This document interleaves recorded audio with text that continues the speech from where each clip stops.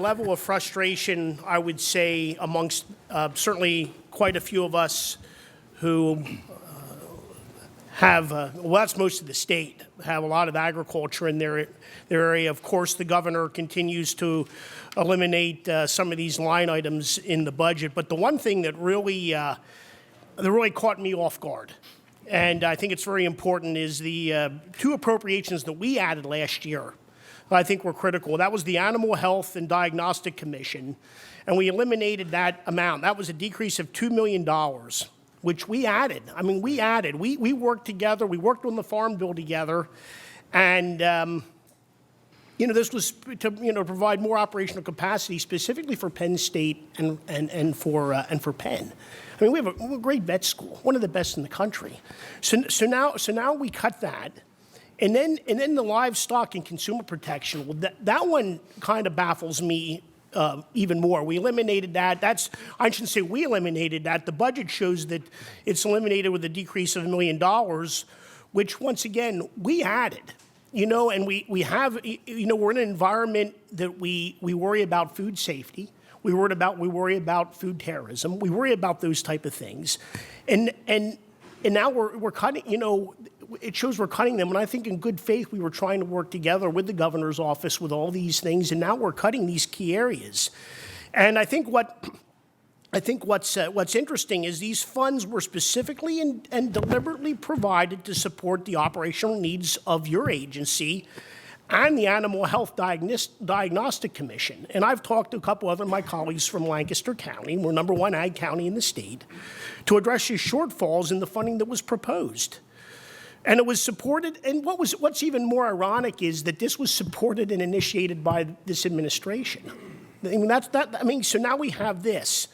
And now I think what's worrisome and what's troubling to me is that you can speak for it, but I don't know what the governor might be thinking. I just don't know. Is it the administration's position that the grant programs for supporting, there doesn't seem to be a problem with organics or urban agriculture. I'm supportive of all kinds of agriculture. But when you look at this, it's troubling to me that you look at those, they're in the budget, and yet that's considered to be more critical or appear more critical than than the health of our livestock and the safety of our food supply.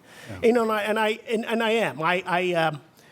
I just think it's troubling. I mean, there's a bunch of line items that are cut. That happens. But these two stood out as ones that I think were, quite frankly, a little bit appalling when we try to work together on this. Maybe you can address what's going on there and how we're going to deal with it moving forward. Yeah, I'll try to. Thank you, Representative, for the question. And just to say at the outset, I appreciate the work over last year with the Farm Bill and the investments. I think the strategic thinking that went into both Farm Bill and other related investments, to include what you've noted here with the Animal Health Diagnostic Commission funding. I can tell you that the concerns of animal and food safety are paramount in what we do.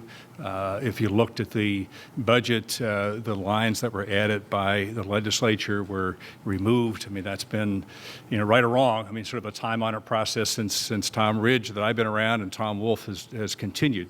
That is not necessarily a statement of value of those lines and importance. I think everybody that is associated with any of those any animal agriculture and food safety would agree with that.